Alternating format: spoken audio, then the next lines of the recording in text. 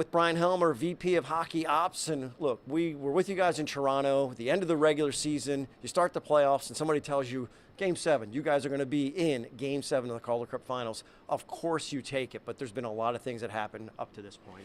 Absolutely. I want the guys down there to just enjoy the moment. It's going to be stressful and it's going to be exciting and it's going to be all rolled into one, but players just have to come out and just play their game and not worry about anything else. And if they do that, hopefully we'll have success. But again, the playoffs are up and down, and it's like a roller coaster ride in Hershey Park, right? So it's been fun. Guys have enjoyed it. Would we have loved to win last night? Absolutely, but it didn't happen. So now we got to focus on tomorrow night. And look, you talk about the big picture. You were down 0-2 when you left here last time, right? And then you come back, and so now you have that opportunity. But you go big picture with that thought, but it's the small details that you have to really focus in on in that final game. Absolutely, it's a great way to put it, Todd. Is details. We have to have a good game that we take care of the details, and if we do that, hopefully the game will take care of itself. So we just got to have Hunter Shepard play the way he can play, and we just have to have the guys follow along. And if they do that, we should be fine. You've been through this as a player. You're going through it now as VP of Hockey Ops. For those players, Coach Nelson mentioned the leadership in the locker room. As a player, how did you handle these situations to kind of maybe gauge the room, feel who's maybe a little bit anxious and who's not, who you need to kind of rib and that kind of stuff? Is that what you're doing as a captain and as assistant? Yeah, that's what you're in that room for, right? You need to, if you have to throw out a joke, you throw out a joke. You have to read the room, you have to read the guys. You got to maybe pat a guy in the back or kind of give a guy a little boost, or you might have to call a guy out. And when you're a leader in a dressing room, you have to do all those things. And if you do that, and then you have guys that'll back it, you usually have a good team and you usually have success.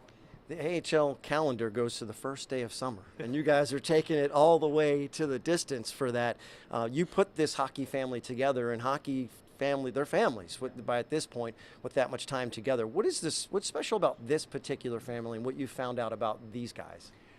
They care about each other, and they believe in each other, and they love to be around each other. And when you have a combination like that, it's usually a combination for success. And I've been part of it as a player. In 2009 and 10, we were one of the closest teams, and it showed. And when you go through different adversity during the playoffs and during the season, it makes you a stronger team. So to come into this building, we got a couple goals last night. Now we've got that monkey off our back of not scoring in this building, and guys just have to feed off that. And they just, like I said, they just have to play solid. They got to get on them fast, like we did last night in the opening period, and just go from there and make sure that we're clamping down and playing like we did when we were in Hershey. We slowed them down. We took away their time and space. And if you do that, hopefully we'll have success. I know it's hard not to think about win or losing right now, but put on the management hat. This team will not be the same. That's just the way it goes. There won't be the same exact players on the roster.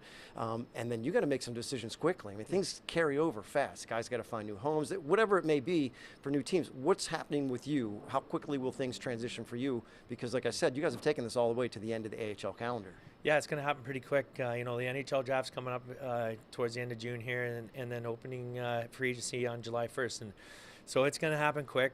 I've had some conversation with Washington already about different players that might become available, and talking about players on our team and guys that are going to become free agents. If we have a chance to bring them back or if they're going to move on. So, it's a sad time, right? You're with this group for the season, and then you make those relationships, and then all of a sudden some will move on, and hopefully some will stay. So it's going to be fun, but it's a fun time of the season. It's looking forward to this Game 7. I've never been a part of Game 7 in the Calder Cup Finals, so something new for me. But it's going to be fun. And I know the guys downstairs are going to be ready. It's amazing what is relying on the result of a hockey game, right? I mean, it's just incredible how this works out. It does. That's why we play hockey, right? We play to be in this moment, and guys, it's fun for me to watch who's going to step up, who's going to want to be that player that maybe becomes the hero of the Hershey Bears and of Pennsylvania. So we'll see what happens, and I'm looking forward to it. Yeah, so are we. Can't wait to see it. All right, thanks, Helms. Appreciate it. I appreciate it. Cool.